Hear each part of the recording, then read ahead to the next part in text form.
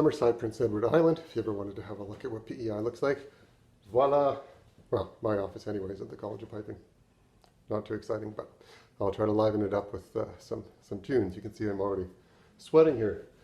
So how about, well, the pros are playing 6/8 marches. I'll play a couple of ones. Ben Gullion and the McNeils of Oogadale.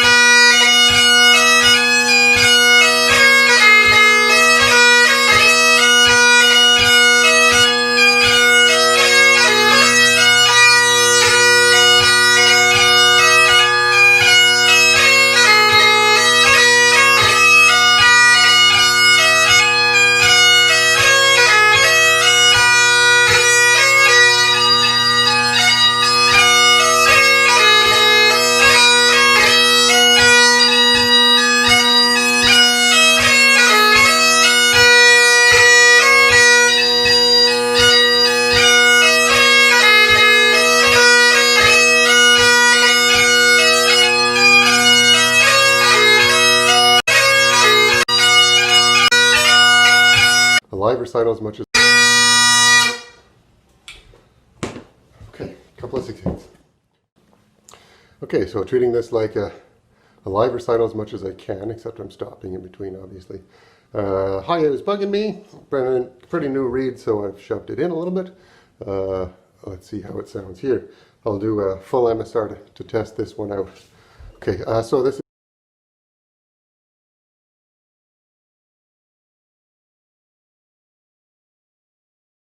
Test this one out. Okay, so this is...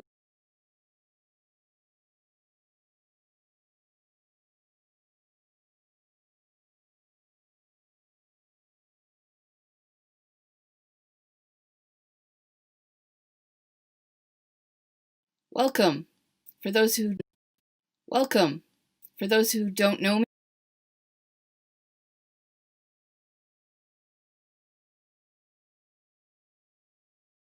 Welcome. For those who don't know me, I'm Ellen Mole. I'm the president of the Toronto branch of the Pipers and Pipe Band Society. So this is our first ever virtual knockout, and thank you for joining us for it. We've tried to design this event to follow our normal branch event for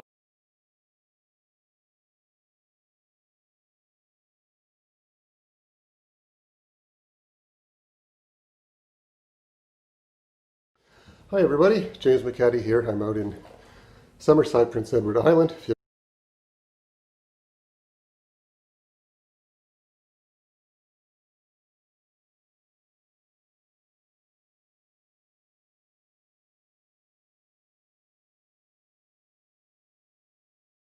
For those who don't know me, I'm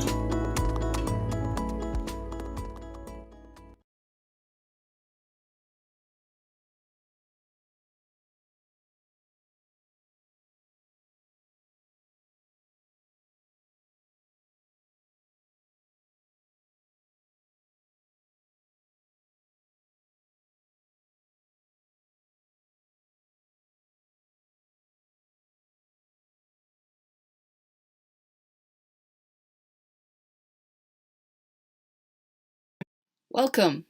For those who don't know me, I'm Ellen Mole. I'm the president of the Toronto branch of the Pipers and Pipe Band Society. So this is our first ever virtual knockout, and thank you for joining us for it. We've tried to design this event to follow our normal branch event format as closely as possible, and also to incorporate the normal tension and excitement and suspense of an in real life competition. So in order to incorporate that element for the competitors, we had them record their competition piece in the presence of a proctor from the branch, and that gave them the feeling of playing for an assessor and all the adrenaline that involves. And it also ensured that they actually did do it in one take, like a real competition, with the pros and cons of that one take approach. So I think that will make the event a bit more exciting, hopefully, for both the competitors and for the spectators. And the fact that we had them recorded on video rather than performing over Zoom or some other internet-based medium means that hopefully we get better recording quality as well. So fingers crossed, and stay with us as we find out whether our experiment has worked out. Okay, so let's get started. We're going to follow the following order of proceedings today. We'll have the B competitors, we'll have the open piping competitors, then we'll have a brief annual general meeting, and I hope you'll stay with us for that because we really do value our members' involvement and ideas and feedback. We'd like to hear from you, and we'd like you to hear from us what we're trying to do on behalf of the branch. After that, we'll have a recital by our judge today, James McHattie, and then at the end of the session, James will present the results of the competitions for us. So stay tuned for what should be a really interesting and hopefully enjoyable day of piping. Our first competitor in the B piping event is Tristan Perry from Kingston. This is Tristan's very first competition, so good luck to him. He'll be playing Father John McMillan of Barra.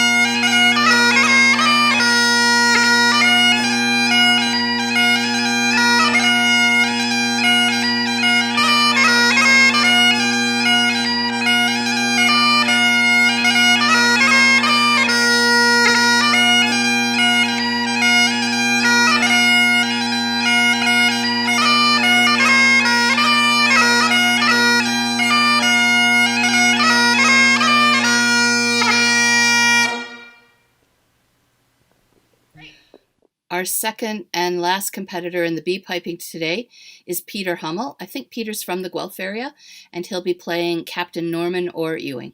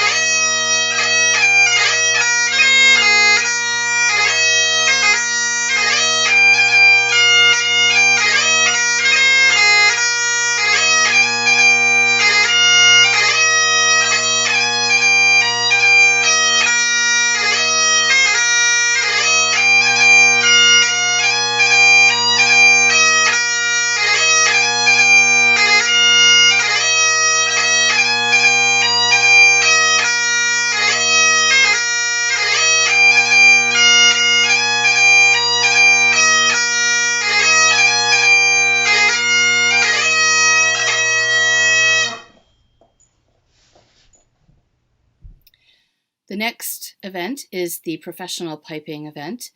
The competitors had to submit 4 6/8 marches of 4 parts each, and 2 marches were chosen by the judge ahead of time, and the proctor informed the competitors of the judge's selections right before they recorded their competition piece. So it mirrored the experience of the judge choosing your tunes right there on the spot, just like in real life. 6/8 marches are so iconic to our music, and it's a pleasure to hear good 6/8s, and I'm sure we're going to hear a lot of good 6/8 playing in the next 6 competitors. The first competitor is Joshua McFarlane, and the tunes chosen for him are the classic, which I hadn't heard in so long, Gene Mauchline, and The City of the Seven Towers.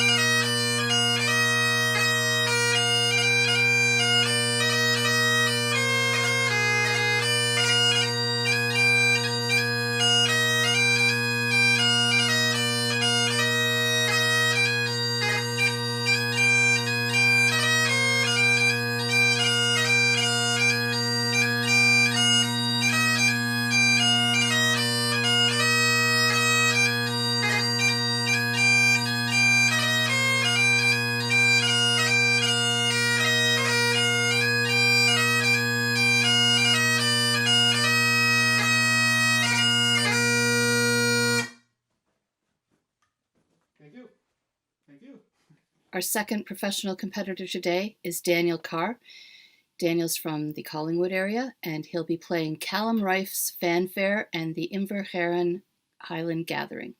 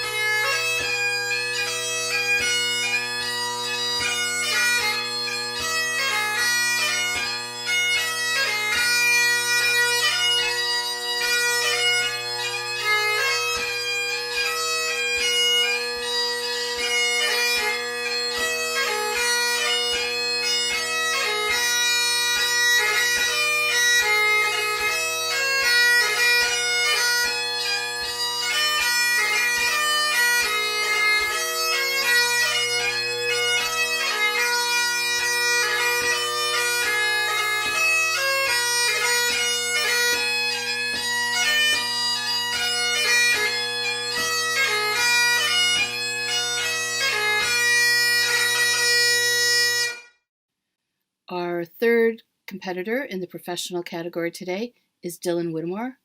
Dylan is from the Kitchener-Waterloo area. He'll be playing Balloch and the Heights of Casino.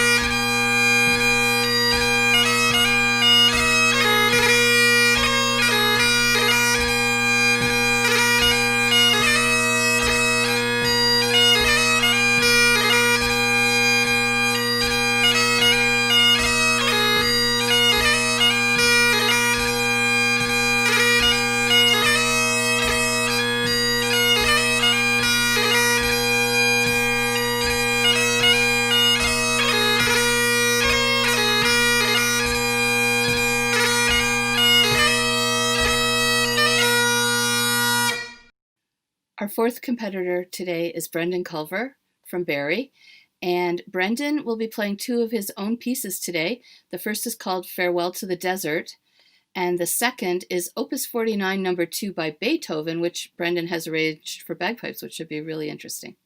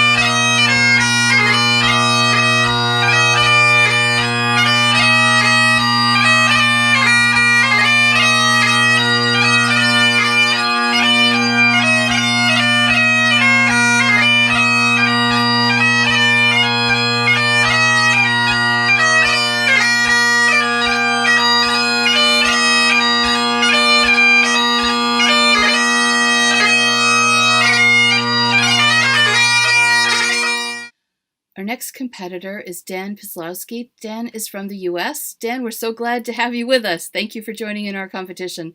Dan will be playing Mrs. Lily Christie, another great classic tune, and The Trees of North Uist.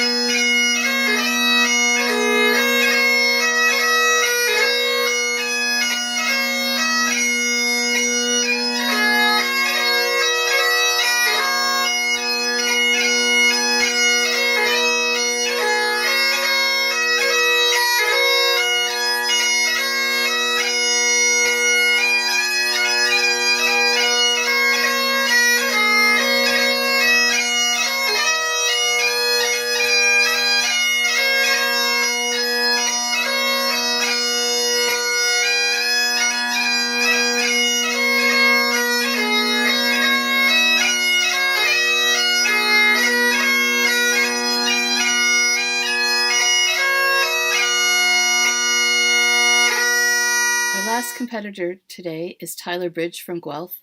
And in fact, Tyler is playing some tunes that have a great Guelph association. Ishbel T. McDonald, which we played in the Guelph Pipe Band way back in my day, and Duncan McGilvery, Chief Steward by Jim McGilvery. Duncan, Jim's dad, was the chief steward at the Highland Games in the late 70s and early 80s, and this is a great tribute to him.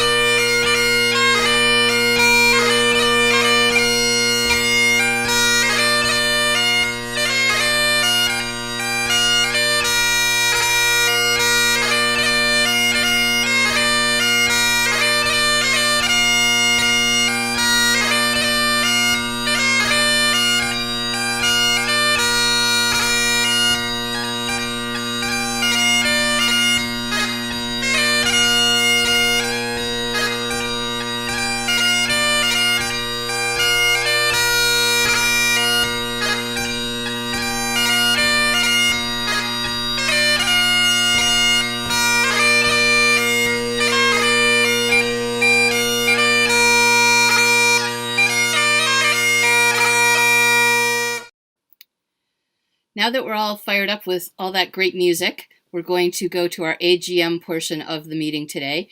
It won't take long, so please stay with us because it is important. You can watch right here. Colin Johnstone, our wonderful technical assistant, is going to be broadcasting the Zoom meeting over this streaming, or you can actually log into the Zoom meeting so that you can participate, ask questions, nominate people for offices, volunteer to be an officer, or whatever you would like. So one way or the other, you have a choice of how to participate. Colin will show the link to join the Zoom meeting if you wish to do that. And then afterward, we will hear some more great piping. So stay tuned.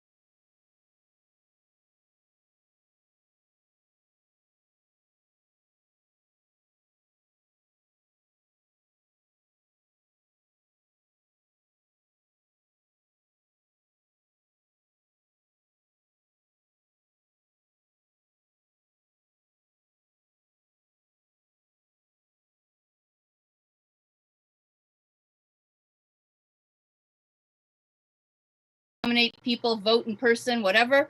If you're just humoring us by listening, thank you for that too. We appreciate it. Okay, so since I don't see anybody else waiting, I guess we'll get on with this. So the first thing I want to do is update everyone on branch activities this past year. So we had our knockout as usual, except that one thing that happened that wasn't usual was that in January we had a big snowstorm and we had to cancel the meeting. So we ran sort of a double knockout in February with double events. I think that was the best that we could do in the situation. Not ideal, obviously, especially for people who couldn't be there in February, who could have been there in January. But anyway, it worked out. We had a good final, and the overall thing, though, was that entries were down from previous years, and spectators were also down, which I'm sure is related because, a lot of times, especially with younger people who need a ride to the competition, they bring along a few spectators with them. And we're not really sure why, because this was pre-COVID. So if anybody has any theories as to why our entries were down and what we could do to sort of generate excitement about our knockouts, please let us know.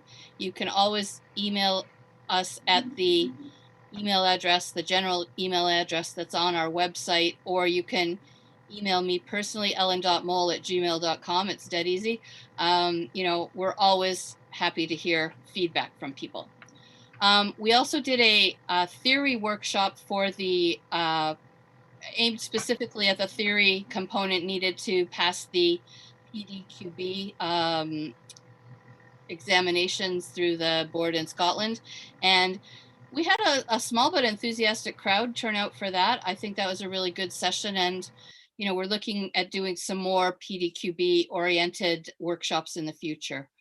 More Kelmore went really well, and we made a small profit, which is always good. And the indoor games, obviously, that was our one thing of our program that fell victim to COVID and had to be canceled. However, because we didn't run the indoor games, which generally is a break even at best proposition, and often a slightly lose money proposition, we actually ran a surplus financially for the year. So I'm going to turn things over now to Elaine Smith, our treasurer, so that she can tell us a bit more about our finances.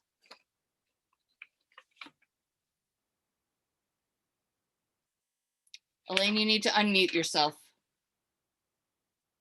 Muting, and there we go. Great. There.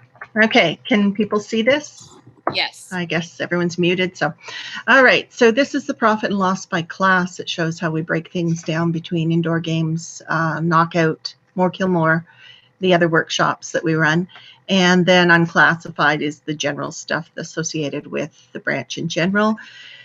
So our total income for the entire fiscal was $8,380.08.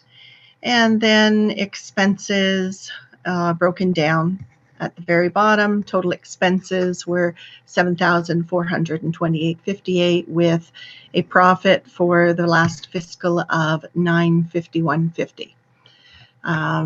Not huge, but better than a loss, which if I go and look at the comparison year over year is what we had in the previous year. So we ended last year 361.31 spent more than we had earned, and this year we've got profit, and you can see door receipts where Ellen mentioned we're down significantly. So this is what we earned with people coming to competitions in the indoors. The majority of that would have been from the indoors, but even the receipts for the knockout were quite low. And these are entry fees year over year. Bank fees are about consistent. We're down a little tiny bit. Donations that people made were down, but so you can see it's an improvement over the previous year, and hopefully next year will be better. Final report is the balance sheet. And there is one error on here in that the TD account shows 16,000. That is because there are some uncleared transactions that I have to actually do adjusting entries to get out of there. The actual balance currently in the bank account is 11,046.38. PayPal account, that is the amount in the account right now. Undeposited funds is a check that did not go in because due to COVID, we were doing the banking through the machine, and the machine rejected the check. So I'm working on getting that one recovered somehow. And then the float, we had a lot of change, which again, due to COVID, I wasn't able to go into the bank to unload it. So there's 169 in the float. I'm going to get that converted over into cash into the bank soon. And that is me. So I'm stopping sharing unless anyone has questions. No one has their sound on, so I couldn't hear them if they did. I have my sound on, Elaine, but I don't have any questions. Okay. No one else? Thank you for that. Okay. There we go. Okay. Back to you. You know, that's a good news report in that we have money in the bank still, which is great. Of course, we're not a profit-making organization, and our mandate really is to do as much as we can to promote piping and drumming in Ontario. So since we have a little money in the bank, you know, that's great for future endeavors. We have some capital available, and we may need it for things like this where, you know, we have fixed expenses and we don't know. I mean, today is a grand experiment. We don't know how it's going to shake out financially. We don't know how future events are going to be received in terms of number of competitors and number of spectators and stuff. So having that financial cushion allows us to take some risks and experiment a bit, which is great. Okay, I'm going to move on to the last, probably the last part of the meeting, which is election of new officers. So This past year has been myself as president, Glenn Walpole and Daniel Carr as vice presidents, and Elaine Smith as treasurer. Glenn is now busy with his doctoral thesis, and thus he is not able to stand for re-election this year. But we do want to thank him for all his hard work over the past few years and to wish him luck with his PhD. And the treasurer position is also up for re-election. So starting with the vice president position, and I just want to say, Dan Carr and I are both in the middle of our 2-year term, so we're not up for re-election this year. So for vice president, if anyone has anyone they want to nominate, now is the time to do it. And you can unmute yourself. Oh, Elaine, you have your hand up. I wanted to nominate Dylan. Awesome. Dylan? Yes, I will accept that nomination. Fantastic. Are there any other nominations? Okay, Dylan, congratulations. You're our new vice president of the Toronto branch. Thank you for being willing to serve. Thank you, Ellen. Yay! Yay. All right, moving on to the treasurer position. I would like to nominate Elaine Smith because she's done an excellent job. Thank you. Are there any I other will nominations? accept that for nomination. treasurer? Probably not. Okay, Elaine, congratulations. You're once again treasurer of the Toronto branch. Yay, team. Great working with you. All right, thank you. That was short and sweet. At this point, I have to ask if there are any branch motions that we want put forward to the overall PPBSO AGM, which is going to take place, I think, in December. I think it's December 12th we're looking at. And branch motions can be voted on at that meeting, which will be by Zoom also. Does anyone have any motions they want to put forward? No, because I think in my entire time on the executive, I'm not sure we've had a motion to put forward other than one that I made. All right, well, then if there is any other business, now is the time for that. And if there isn't, I just want to encourage everyone who's listening, who's a member of the branch, to please contact us with any feedback you have, ideas that you have, dissatisfactions that you have. We really do want to serve our membership. And a lot of the times I feel like we're kind of guessing at what our members want, and maybe we're not guessing right. So please let us know. And we look forward to hearing from you. Okay. With that short and sweet AGM now over, let's return to hear James McHatty's recital. I'm sure we're all excited about this. Colin, take it away.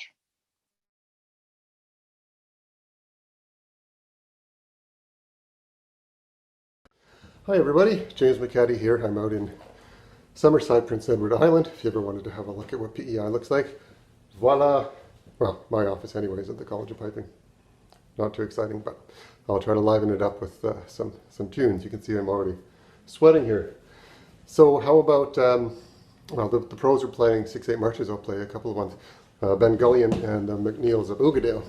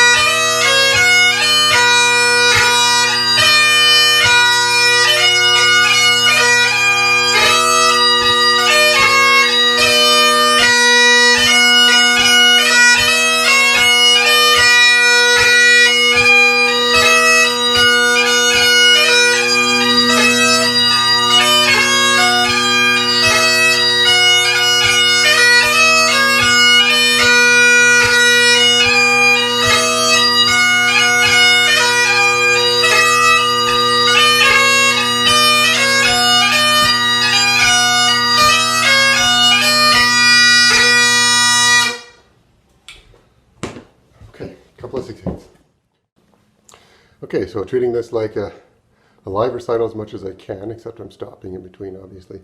Hi, it was bugging me. Brennan, pretty new read, so I've shoved it in a little bit. Let's see how it sounds here. I'll do a full MSR to test this one out. Okay, so this is SFU's March Through Inverary, the Bob of Fettercairn, and the Angler.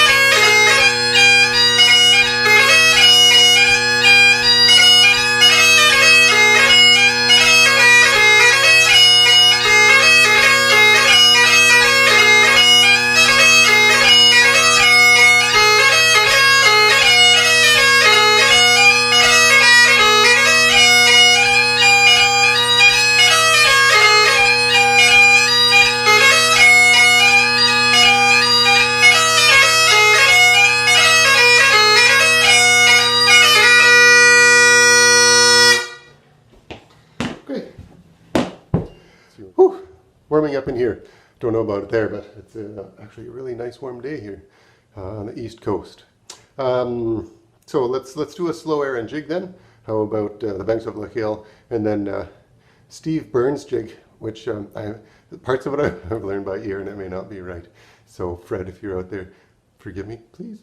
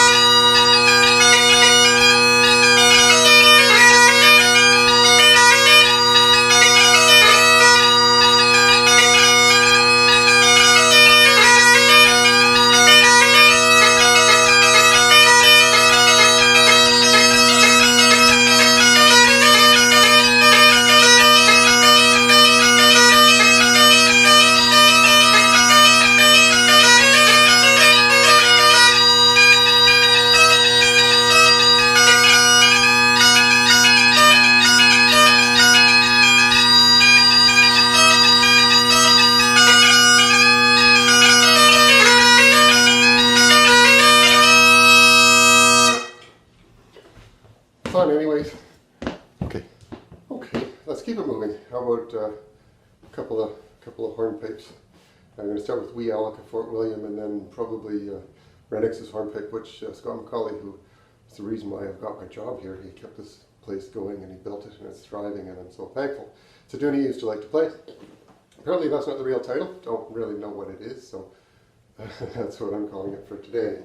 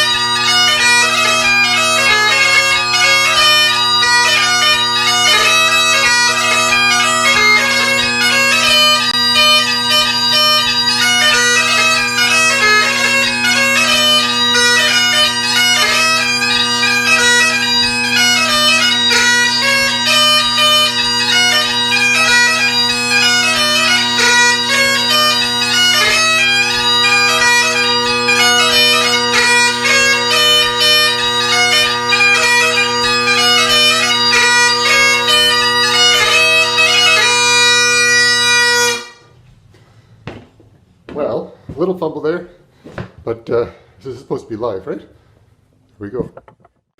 Okay, how about some little tunes, little Strathspeys, little reels. Craig Obotic, and then a tune written by the drummer and piper, Colin McGee, called The Ruby Slippers, The Sisters Reel, Glen Lyon, and then one called The North Shore.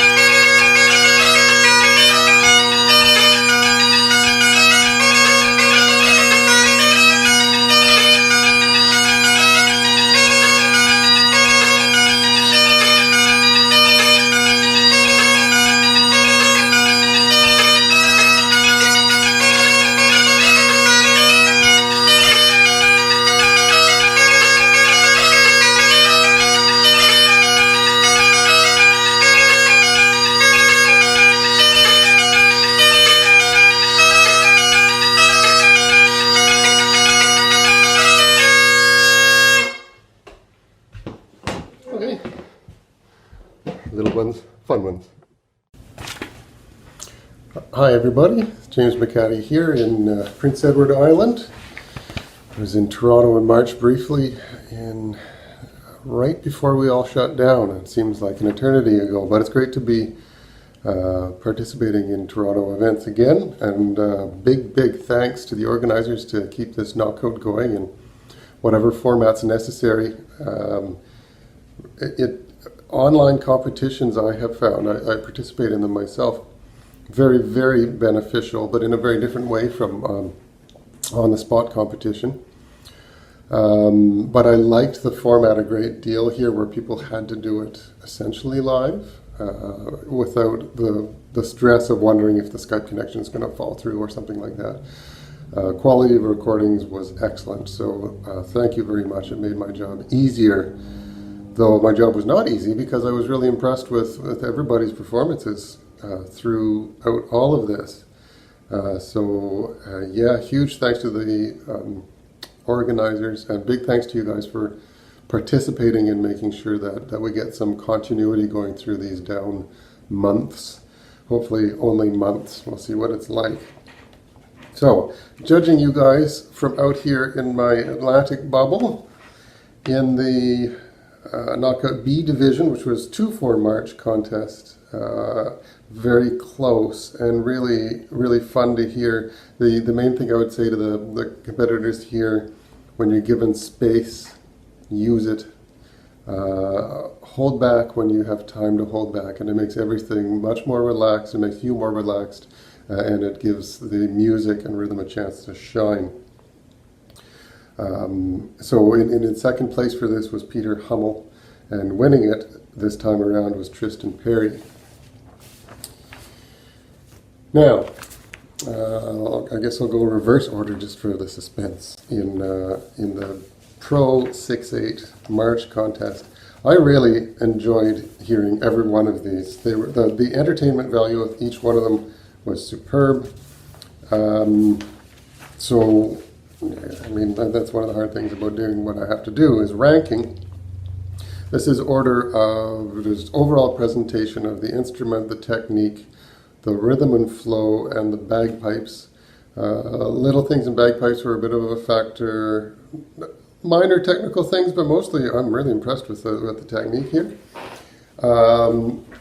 Tempo, definitely an issue. 6/8s need to be lively and bouncy, and one of the keys is making sure, don't get bogged down in worrying about how long to hold the beginning of the beat. If you know where the third eighth note in every grouping of 3 is, 1, 2, 3, dum, ba da, dum, ba da, whether you express it or not, if it's a dotted quarter, it's still there. But then if you've got a quarter and an eighth, or if you've got the dot cut eighth note or cut dot eighth note, if you get that eighth note in the same spot every time, much easier to be really consistent with it. And that's where our top two, I thought, really demonstrated that really locked in compound time feel all the way through. Others had minor inconsistencies with it, so that's probably the main thing, because these were good. So sixth place, and probably the most creative set, super fun to listen to, was Brendan Culver. In fifth place, good old-fashioned tunes, great choice. So you get a difference in the keys here. Was, and I don't know how to pronounce this, Dan Pasolsky? No. Pasolowski? I'm sorry, Dan. I apologize, but I hope you know who you are, and I'm probably not the only one who does that. By the way, people mistake my name when they read it. They say, James Machete. So I feel your pain, but I'm sorry, I'm responsible for it. Fourth place, classic tunes again, with Bala Island Heights of Casino, was Dylan Whittemore. Up to the top three. In third place, one tune I thought was absolutely dialed in with the rhythms, and the other was a little inconsistent. Tyler, you can read that on your sheet. I hope you agree with me. If not, go back, have a listen to it. And if it doesn't make sense, contact me, and I'll try to explain it better. But Tyler Bridge in third place. Top two were really close. Second place I had in Joshua McFarlane, just maybe slightly severe on cutting some of the notes on downbeats. First place I had Daniel Carr, just complete start to finish, solid tunes.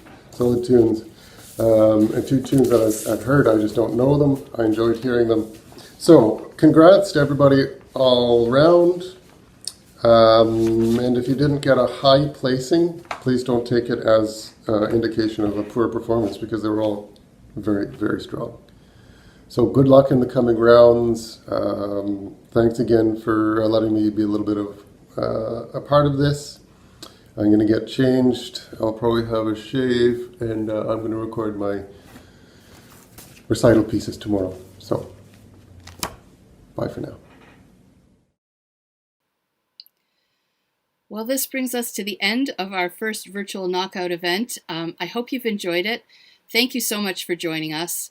Thank you to all the competitors. Thank you to our judge, James McCaddy.